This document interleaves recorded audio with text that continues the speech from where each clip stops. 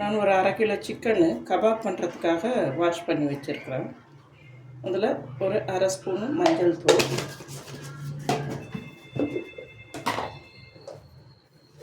கபாபுக்கு தேவையான அளவு உப்பு, அப்புறம் கொஞ்சம் கார்ன்ஃப்ளவர் தூள்,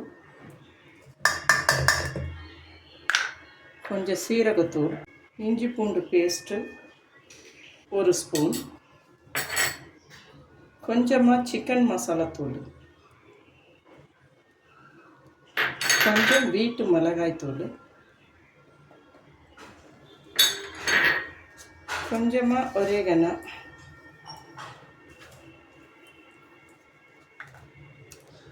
கொஞ்சம் கஸ்தூரி மேத்தி, அது கூட ஸ்பூன் அளவு எண்ணெய் சேர்த்துக்கோங்க. அப்போ தான் சிக்கனில் உப்பு சேர்ந்து வரும், சாப்பிடும்போது நல்லா ருசியாக இருக்கும். இதை நம்ம மிக்ஸ் பண்ணி வச்சிடலாம்.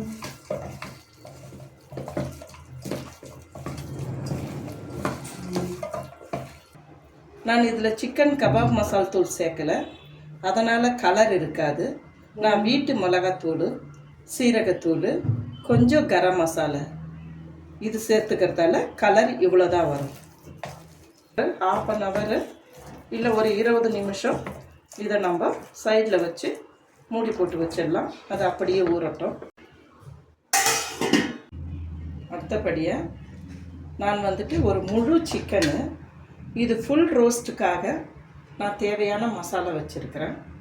ஃபஸ்ட்டு நம்ம இந்த மசாலையெல்லாம் ஒன்றா மிக்ஸ் பண்ணிக்கணும். அதுக்கப்புறம் நம்ம இது மேலே தடவ ஆரம்பிக்கணும், அப்ளை பண்ணணும். அதுக்கப்புறமா நான் உங்களுக்கு சொல்கிறேன். முதல்ல கார்ன்ஃப்ளவருக்கு முன்னாடி இது நான் கடாயிலே வேக வைக்கிறதால ஒரு ஸ்பூன், சின்ன ஸ்பூன் அளவுக்கு கடல மாவு சேர்த்துருக்கேன். அதுக்கப்புறமா ஒரு 2 ஸ்பூனு கார்ன்ஃப்ளவர் பொடி சேர்த்துருக்குறேன்.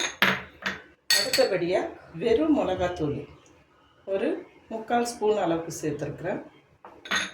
அதுக்கப்புறமா இது சிக்கன் மசாலா தூள், அதாவது கரம் மசாலா தூள், அது சேர்த்துருக்குறேன்.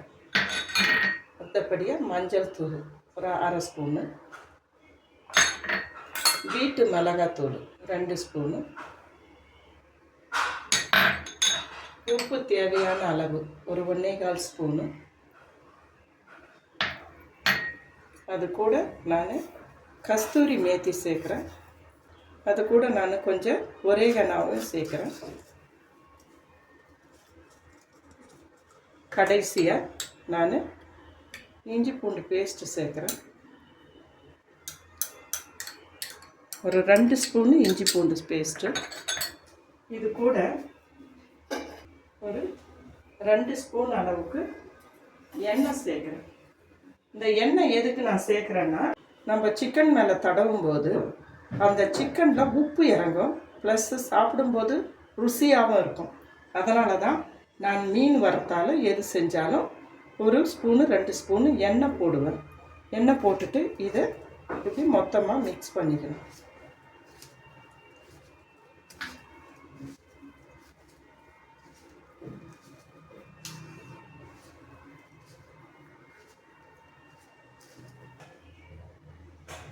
கொஞ்சமாக தண்ணி சேர்த்து மிக்ஸ் பண்ணிக்கிறேன்.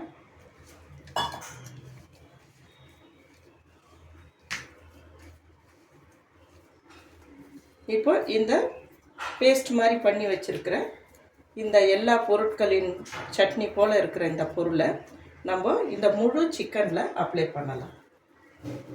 இந்த மாதிரி இப்போ நம்ம மடன்னு இதை ஆல்ரெடி நம்ம சிக்கனில் கத்தியில் ஒரு கோடு போட்டிருக்கிறதால அதுக்குள்ளே மசாலா நல்லா அப்ளை ஆகிற மாதிரி நம்ம இதுக்குள்ளே மசாலா சேர்த்துக்கலாம்.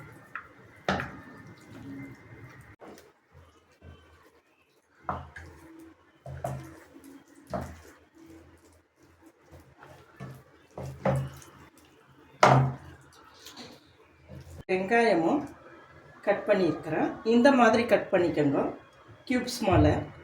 இதை இந்த கேப் இருக்குது இல்லைங்களா சிக்கனில், இதில் நம்ம ஃபில் பண்ணிடலாம். அப்போ தான் சிக்கன் வேகிறதுக்கு நல்லா இருக்கும். அதனால் நம்ம இதுக்குள்ளே சேர்த்துடலாம்.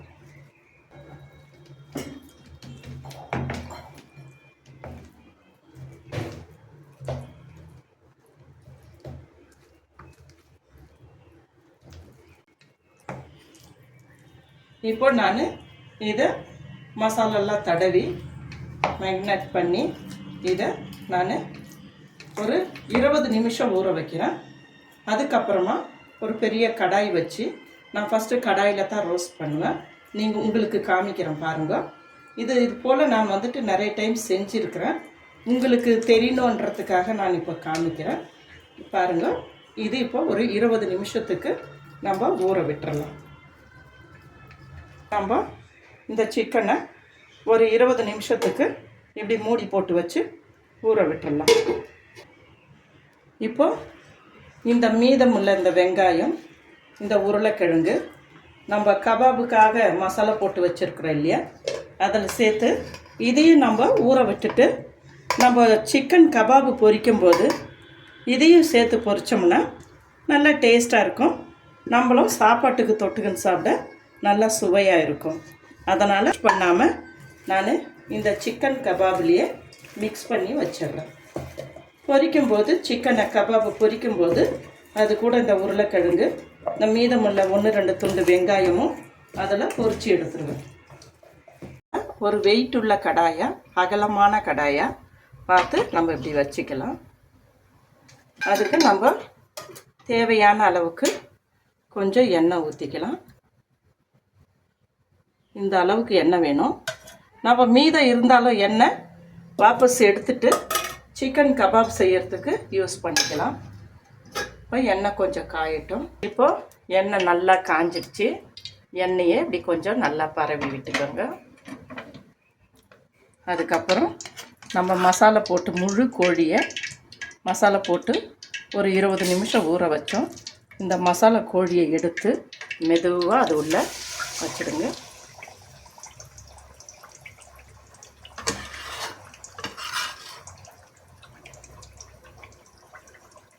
ஒரு மூடி போடுறேன்.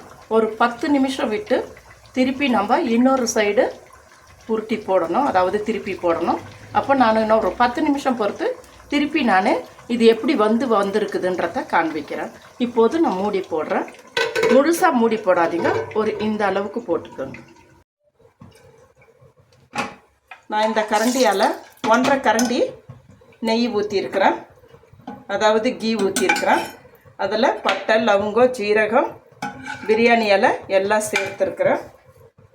அது கூட ஒரு 2 ஸ்பூன் அளவுக்கு இஞ்சி பூண்டு சேர்க்குறேன்.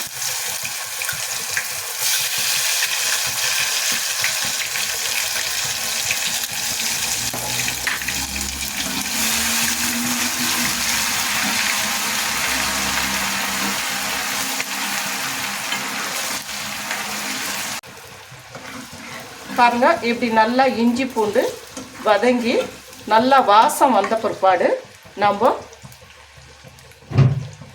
கீ ரைஸுக்கு தேவையான அளவு உப்பு சேர்த்துக்கலாம்.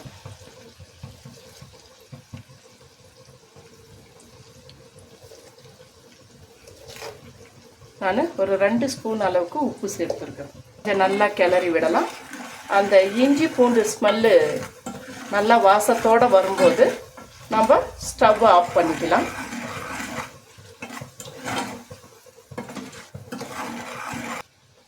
இப்போ நம்ம ஸ்டவ்வை ஆஃப் பண்ணிக்கலாம்.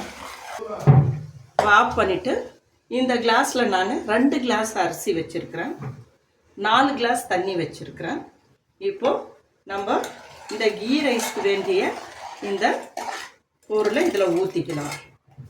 இப்போ நம்ம நல்லா கிளறி விட்டுட்டு நம்ம எலக்ட்ரிக் குக்கரில் இதை வச்சு குக் பண்ண போகிறோம். இது அவ்வளோதான், ரெடி ஆயிடுச்சு. ஒரு டைமு நம்ம உப்பு பார்த்துக்கலாம். உப்பு சரியாக இருக்குது. நம்ம இதுக்கு மேலே உப்பு போட தேவையில்லை. அவ்வளோதான். நம்ம இதை எலக்ட்ரிக் குக்கரில் வச்சு நம்ம குக் பண்ணிக்கலாம். இப்போ நம்ம இந்த குக்கரை இந்த எலக்ட்ரிக் ஸ்டவ் மேலே வைக்கிறோம். பாருங்கள், இப்படி இருக்குது. இப்போ நம்ம இதை மூடி போட்டுக்கலாம். அடுத்தது நம்ம ஒயர் கனெக்ஷன் கொடுத்துட்டு சுவிட்ச் ஆன் பண்ணிக்கலாம். வெந்ததுக்கப்புறம் கீ ரைஸ் எப்படி வந்திருக்குதுன்னு நான் உங்களுக்கு காமிக்கிறேன். நம்ம 10 நிமிஷம் ஆயிடுச்சு. நான் இப்போ இந்த மூடியை திறக்கிறேன் பாருங்கள். பாருங்கள் இந்த அளவுக்கு அது வெந்து வந்திருக்குது. இதை நீங்கள் இதை பாருங்கள், இதை நீங்கள் மெதுவாக திருப்பணும். மெதுவாக இப்படி திருப்பி இந்த பக்கமாக போடணும். பாருங்கள் எந்த அளவுக்கு ரோஸ்ட் ஆகிருக்குதுன்னு. இன்னும் நம்ம ஒரு 10-15 நிமிஷத்துக்கு இதை வேக விடலாம். இப்போ திருப்பி போட்டு 10 நிமிஷம் ஆயிடுச்சு. இப்போ திறந்து பார்க்கலாம். பாருங்கள் எந்த அளவுக்கு வெந்து வந்திருக்குன்னு. இப்போ நம்ம இந்த பேக் சைடும் திருப்பி பார்க்கலாம் எப்படி வெந்திருக்குன்னு. திருப்பும்போது கொஞ்சம் கேஸ் கம்மி பண்ணிக்கோங்க, எண்ணெய் மேலே ஏறும்.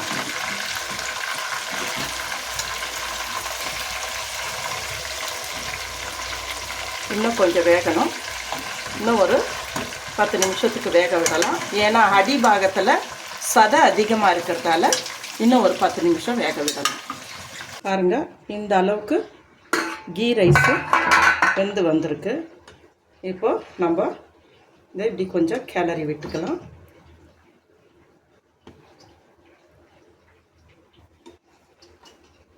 நம்ம இதில் எதுவும் சேர்க்கலை, வெறும் பட்டை லவங்கம் அந்த ஸ்டார்ஸு பிரியாணி இலை கொஞ்சம் சீரகம் மாத்திரத்தான் சேர்த்துருக்கோம்.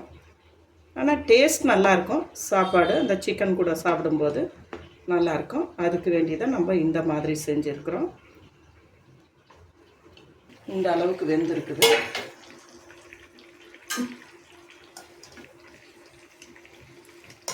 நான் திருப்பி காமிக்கிறேன். இப்படி வெந்திருக்குது. இப்போ நம்ம இதை என்ன செய்யறோம்னா அப்படியே மைக்ரோ ஓவனில் வச்சு நம்ம திரும்பவும் கொஞ்ச நேரம் பாயில் பண்ணணும்.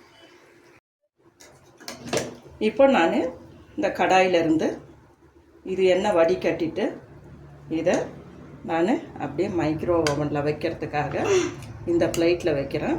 மைக்ரோ ஓவனில் இதை நம்ம இப்படி வச்சு ஒரு 2 நிமிஷம் பாயில் ஆனதுக்கப்புறம் திருப்பி இதை திருப்பி போட்டு இன்னும் 2 நிமிஷம் பாயில் பண்ணதும் இது கம்ப்ளீட்டாக வெந்துடும். வெந்ததுக்கப்புறம் இதை நம்ம சர்வ் பண்ணலாம். இப்போ கபாபுக்கு விரசி வச்சுருக்குறோம், கலந்து வச்சுருக்குறோம். இந்த மசாலையோட நம்ம இதை போட்டு வறுத்துக்கலாம். பாருங்கள்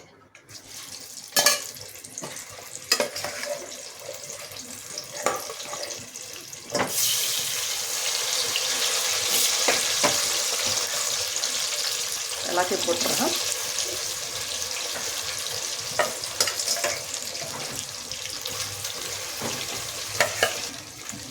இப்போ பாருங்கள், இது 1/2 கிலோ சிக்கனுன்னு சொன்னேன் இல்லைங்களா, அது கூட நம்ம எக்ஸ்ட்ரா போட்டு அந்த உருளைக்கிழங்கு வெங்காயம் அந்த முழு சிக்கனில் உள்ளே வைக்கிறதுக்காக கட் பண்ணது அது மீதியானதால் அதையும் நான் இதில் சேர்த்துட்டேன். இந்த எண்ணெயிலே முழு சிக்கனையும் நான் போட்டுட்டேன் கபாபுக்கு. இப்போ கபாபு வெந்து வந்ததும் எடுத்துகிட்டு சாப்பிட்றதுக்கு எங்கள் பேரனுக்கு கொடுப்போம். பாருங்கள்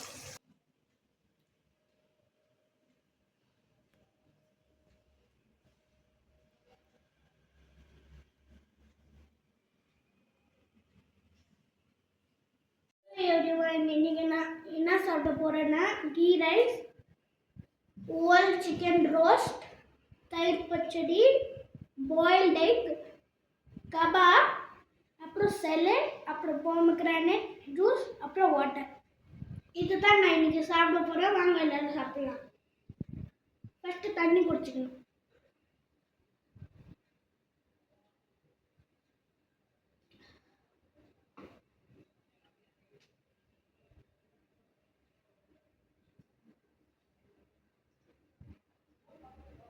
சூப்பராக இருக்குது கைஸ். இப்போ நான் லெக் பீஸ் சாப்பிட போகிறேன்.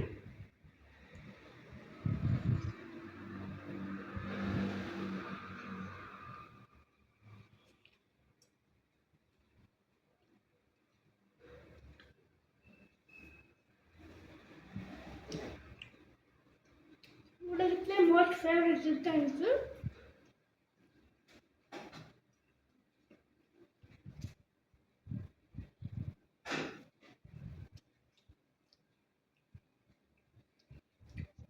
இப்போ நான் குக்கும்பர் சாப்பிட போகிறேன்.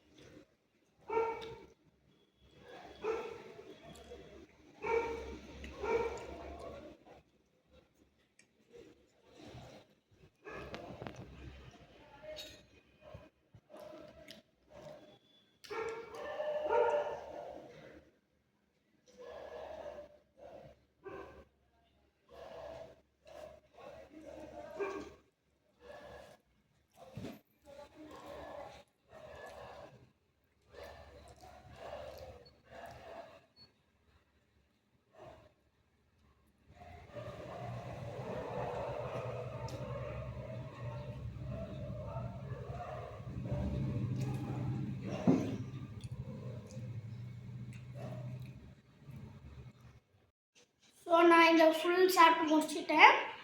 இப்போ எனக்கு வயிறு ஃபுல்லாக ரொம்பிச்சு. இதெல்லாம் நான் எங்கள் பேரண்ட்ஸுக்கு கொடுப்பேன்.